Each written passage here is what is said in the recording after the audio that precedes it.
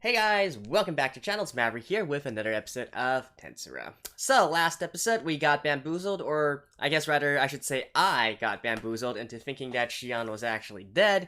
So apparently, well, she is, but now there's apparently a way to resurrect her, right? I should have known that, in the end Rimuru will make everything be fine, right? With that being said though, there was damage done, and Rimuru was certainly not pleased, and apparently, in order to resurrect Shion and the others, he's gonna have to massacre a whole lot of humans. Now, personally, I'm looking forward to that, as twisted as that might sound, just to add a little bit more oomph to the entire story, right? Beyond that, though, I think one thing that I've kept on talking about is the potential political repercussions that this might bring once, other human nations or otherwise realize that, hey, there's a monster nation here who, however justified, is strong enough to massacre an entire nation of humans and their army, right? Of course, that's one way to look at it. Another way to look at it is, hey, serves them right. We hated the Falmouth guys anyways. Although, I don't know. We'll just have to see how it goes, probably by the end of this current arc, right? So with that being said, let's get into the episode. Alright, let's begin in 3, 2, 1, play.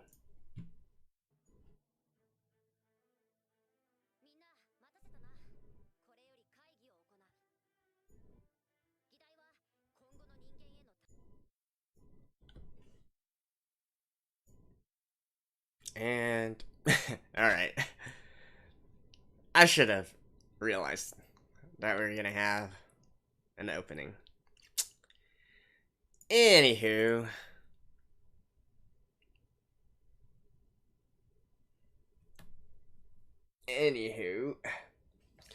Yeah, this is probably, well, at the very least, I guess the church are going to be, like, the official antagonists of this story, right?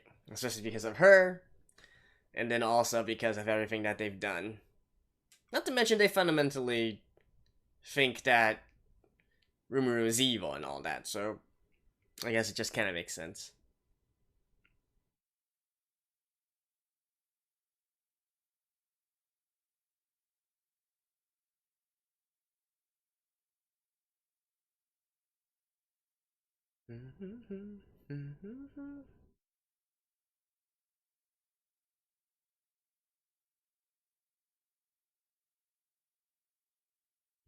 Such an uplifting song. No, I seriously really like this, even though, it's not exactly as much a banger as maybe some other openings this season. I do feel like it fits this series really well.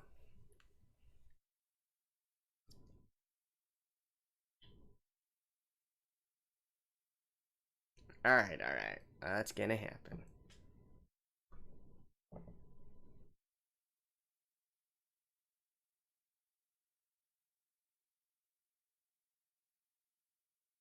Right, Milim.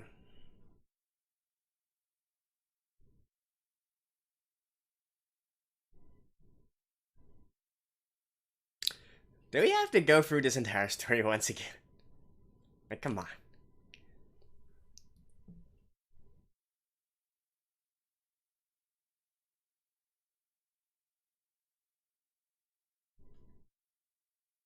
And why do I feel that Milim looks more mature here in this storytelling?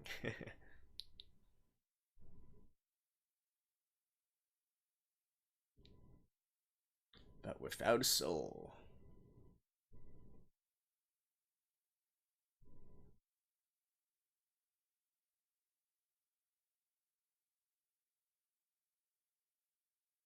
Though I do think it's interesting, right, to imply that souls can be entrapped, using magic here.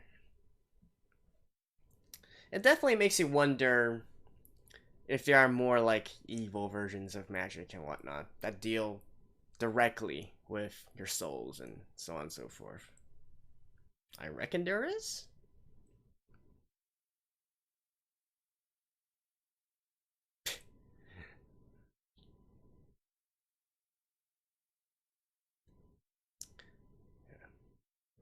We'll kill them all.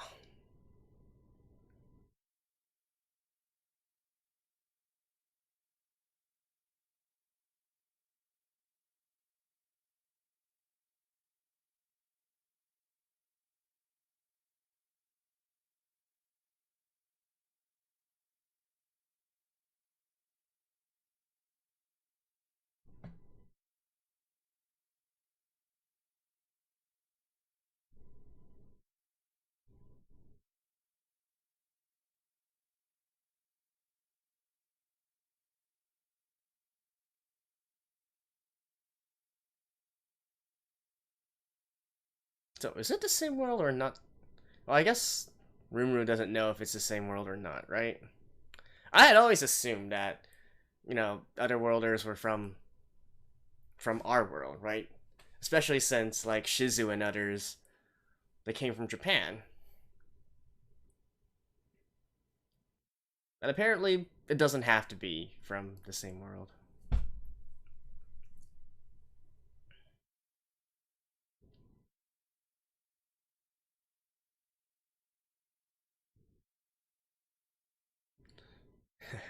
Does this technically count as a recap episode right now?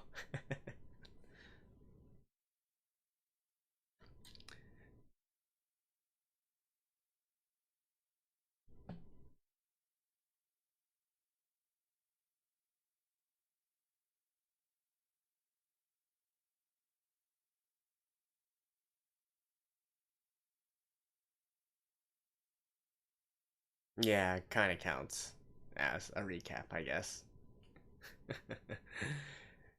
Man, is it nostalgic seeing seeing Benmaru and others in their former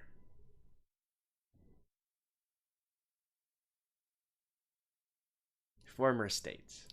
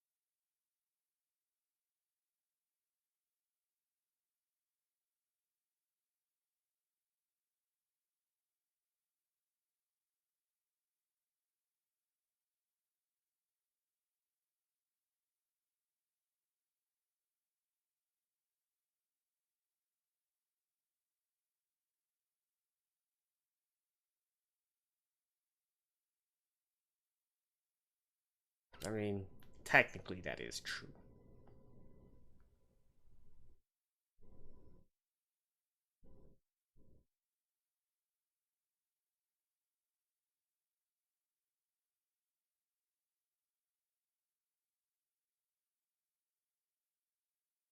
Although, you guys can do a post-mortem after everything is over.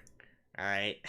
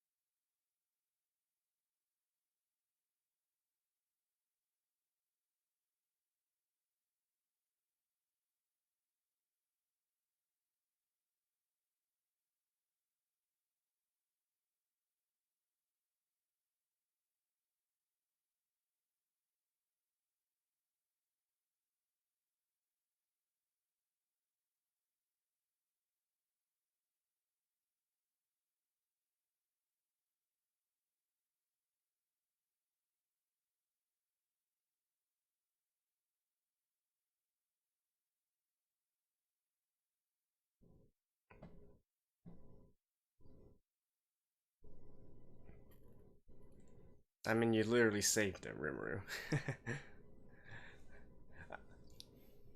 I do find it kind of funny that none of them were like, "What? Rimuru was used to be a human?" No, seemed to be something that they would say.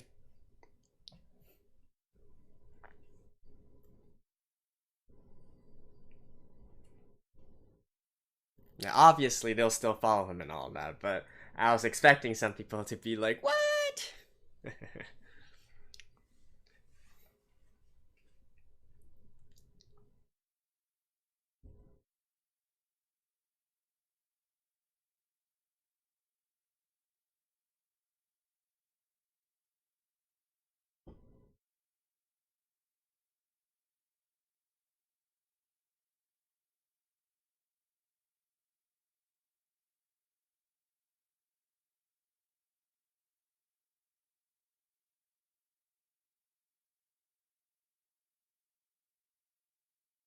Mm-hmm.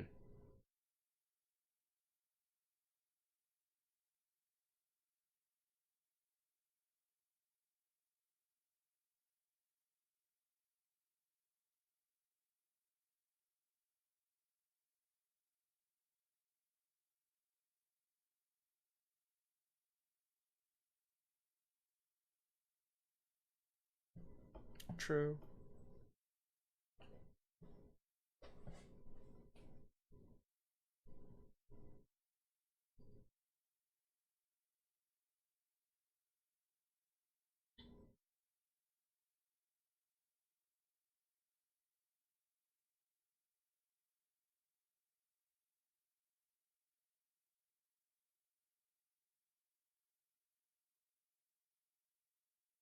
Well, that's if they're thinking rationally.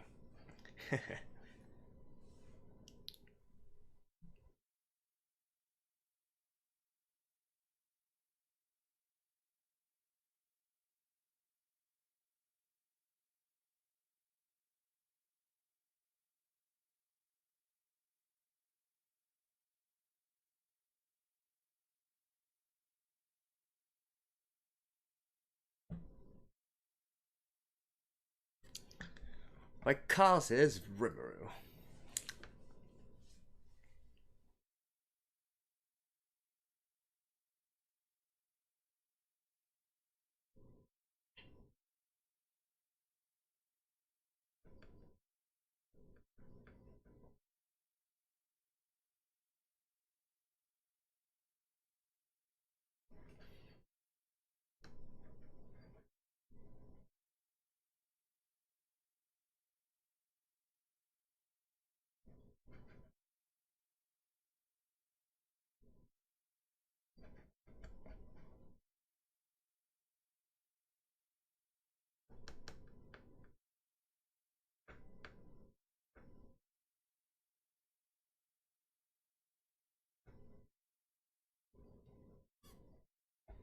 I mean, okay.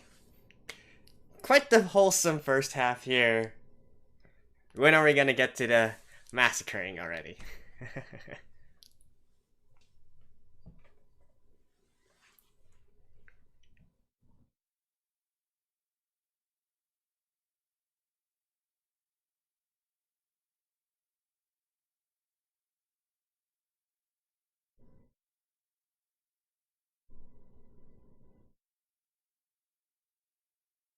Alright, here we go.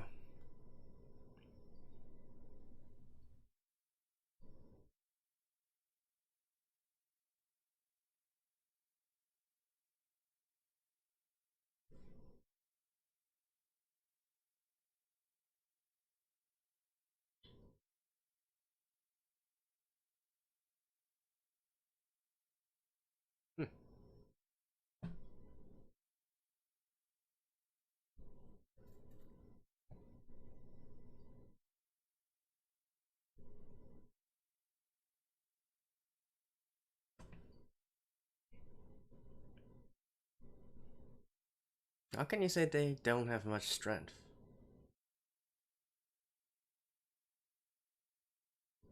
I mean, how do you determine that?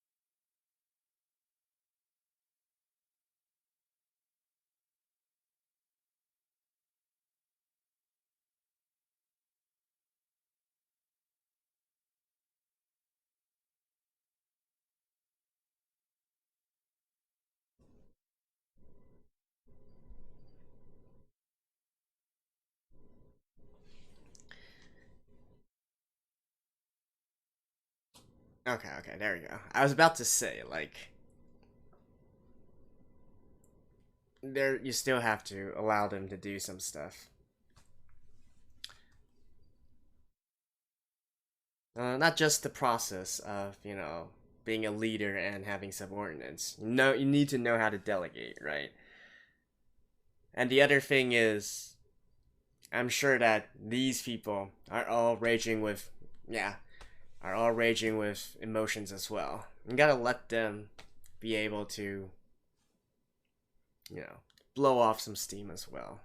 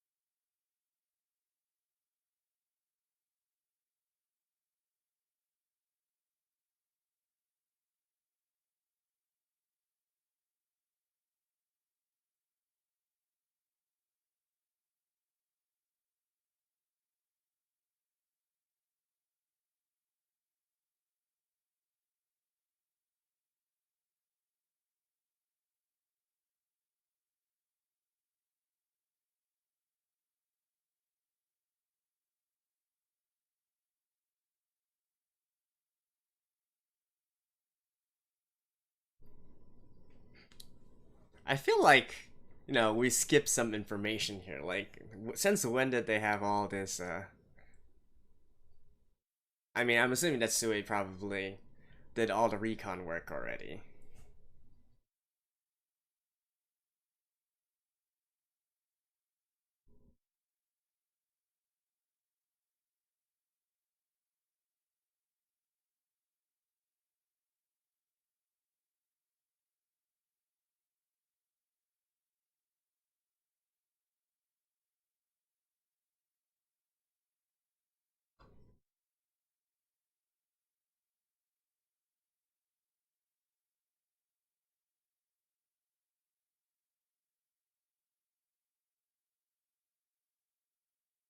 So she'll have to put in another.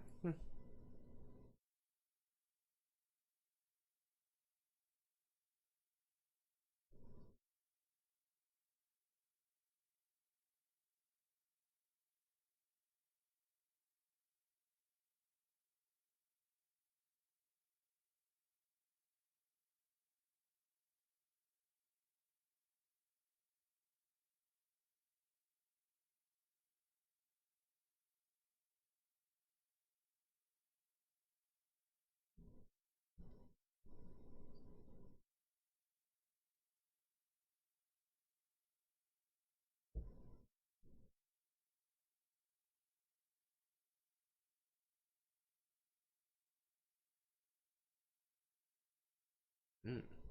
Preemptive strike. Nice. Huh. And here I was thinking that they were going to be. Oh no, actually. Oh yeah, it seems that they're about to move out right now, right? And here I was thinking that they were going to devise some stuff to help the battle 3 days later. But I guess it's just as Rimuru said. Probably they aren't that. You know, it's not that serious a situation for him. I don't know though. Like Rimuru, you literally just had your butt kicked. Do you really want to underestimate them that much?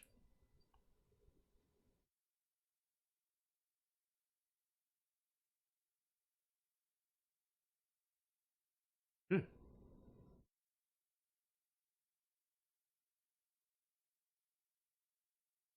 Ooh.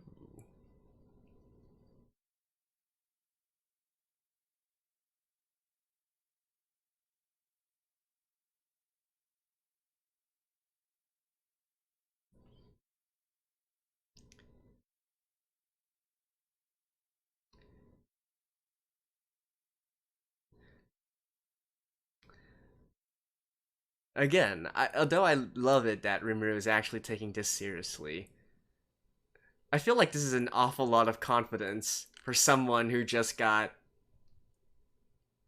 his ass kicked, for one, and also fall into Clayman's trap for a second, right?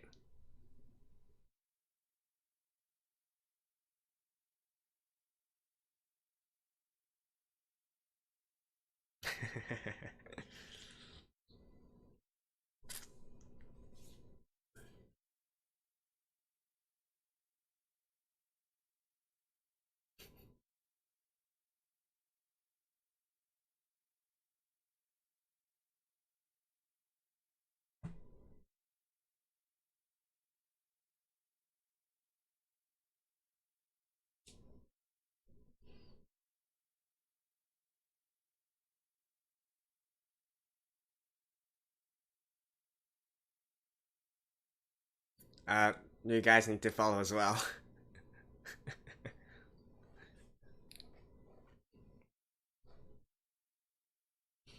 Alright, so now we're gonna see all the forces move out.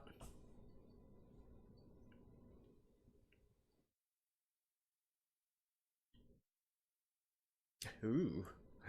Damn. Look at Benimaru being a badass.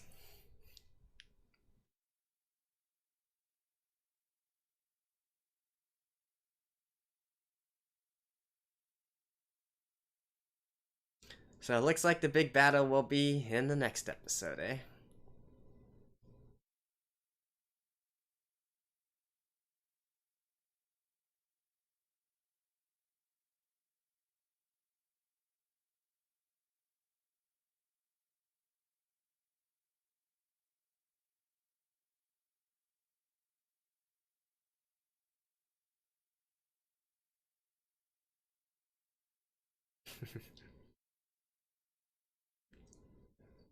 Alright.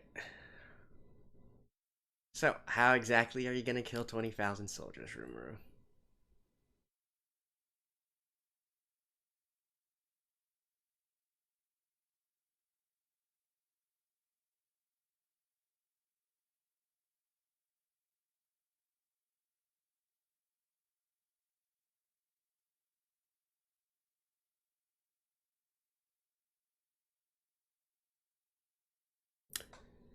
Yeah, we're gonna have to wait till next episode. Alright, I'll see you guys after this. Well, okay, guys, so it seems that next episode we're gonna have the big battle, and I'm sure it's gonna be pretty epic, especially considering that they're not going to hold back this time, in consideration of anything, right? They all have some personal grudges to solve here, and, well, we are going to see 100% full power. The first half of this episode was kind of meh for me, honestly. Well, for one thing, I was really surprised that they didn't comment a bit longer or have a bigger reaction when Rimuru revealed that, hey, he was an otherworlder who reincarnated into slime here. Obviously, I'm not saying that his group of people, his friends, allies, subordinates, whatever you want to call them, are going to change in any way in their attitude towards Rimuru, right? I mean, Rimuru is literally their savior in a lot of cases. If Rimuru did not intervene the way that he did, a lot of them would be dead, basically. So it doesn't really matter that much, but considering the personalities that make up of that group, there's some very easily excitable people there. I was expecting a much bigger reaction, so having it be so calm is kind of weird for me, if only just from a just from a flow perspective, if you will. I don't know if maybe the anime sort of like rush this pace along or whatnot. Was there supposed to be more reaction from the general crowd, so on and so forth? But it just struck me as a little bit odd, in that nobody really said anything. And then we played oh, it's my fault, it's my fault, blah blah blah kind of game. I'm okay on that. But in my opinion, they're all kind of at fault here. Rimuru is definitely still at fault because he is the leader, right? The leader always takes the biggest responsibility. There's no question about that. But I think it's more a case of the leader not setting a good enough example of staying vigilant, and so the rest of his subordinates obviously aren't going to be going 24/7 maintaining 24/7 vigilance as well. But I'm sure that's going to change in the future, right? Rimuru has certainly learned his lesson here, and I do think that in the future probably they are going to take internal security matters a lot more seriously here. And I was actually kind of question marking when Rimuru said that he was going to take on the 20,000 soldiers by himself. Not because, sure, he feels responsible and all of that, I'm sure of that, but, you gotta, like I was saying during the episode, you gotta learn, especially as a leader, how to delegate some stuff to your subordinates, right? And not to mention that this is actually an emotional, personal matter for a lot of them as well. You have to let them direct their stress to some way. So I'm glad that, in the end, he did have a plan to direct them into these, 4 different areas, so that, basically divide them up, and so they each have their jobs, and they each have some, have some chance to take out their grudges with the enemy, right? So, that's a good thing. Now, the thing that I felt was a little bit odd, though, was, Rimuru's sort of like in almost overconfidence in this entire situation, which it really strikes me as odd, right? Considering, like, 1, you literally just got almost killed by Hinata. Number 2, your nation almost got completely annihilated by the Falmouth, and number 3, you were completely played by Clayman's plans, even though he did have the element of surprise, right? I do think that it bears to give them a little bit more respect, and not be too overconfident in yourself. It's not like, I'm assuming, so right now the way that I'm rationalizing it is maybe that before we had the events of this episode, so he already did a good job of doing all the reconnaissance, so Rimuru already knows of the makeup of the army structure, right, what their power level is actually at, and so on and so forth. That's the only way I can justify it. Otherwise, I do think that the entire thing is a little bit foolhardy, right? Like, literally, this is a king's personal guard here. If a king's personal guard was this easy to defeat, well, I think many of the human nations wouldn't even be surviving for this long, right? That's one thing. How do you know those magic users aren't going to pose a threat? How do you know those army regulars aren't well trained? If they have specific anti-monster or anti-magic kind of equipment or training or tactics warfare, that kind of stuff, right? And then on the other side, you have the Holy Church, right? The Western Church. I kind of forgot what they're called. You literally just, well, actually, hold on a second.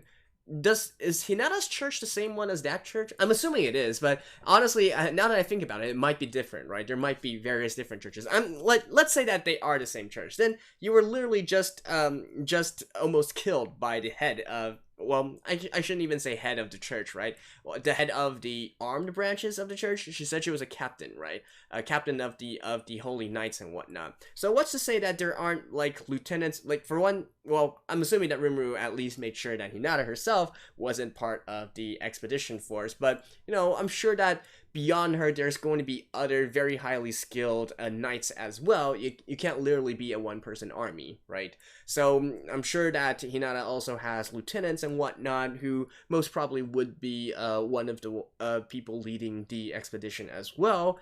So, are you really confident that you can take them on? You're literally taking on the entire army by yourself. Like, if he did all all the actual reconnaissance that he needed to do, then, I'll give him a clap and say, okay, fine. The anime didn't really portray it in a good enough manner. But if not, I don't know. I feel like even though he seems very calm, this still seems a very headstrong kind of decision. What I was expecting, honestly, was more that, okay, so we have 3 days until Falmouth's army arrives at Tempest, so we are going to do some. Of course, I do believe that preemptive strike is good, but I was actually thinking that they were going to be more tactical about the entire situation, right? They were going to maybe utilize some various, in fact, maybe even utilize the exact same tactics against them, setting up anti-magic barriers to entrap the humans, making use of the advantage of the terrain advantage, because you're obviously much more familiar with the terrain here, and utilizing various weapons and traps and so on and so forth in order to repel the army, right? I certainly wasn't expecting them to just go about it and say, oh yeah, sure, don't worry about those 20,000 dudes, I'll take care of them myself. Then it just, I guess in the sense it does keep it, unexpected in a way, right? I certainly wasn't expecting him to just go out there like that, but it has to make sense. And I don't really feel that, we made it clear that Rimuru already knows that he is going to be at the advantage here. Or maybe he doesn't know, right? Maybe he doesn't know, and then the next few episodes, we're gonna see Rimuru run into some troubles, and then, you know, that's going to further progress the story along. So potentially that could be the case. But if it was, then, you know, Rimuru, as a leader, you still have a lot to learn if it actually turns out to be that way. So, I think that's pretty much it for this episode. Thank you guys, and I will see you guys next time as well. Bye-bye.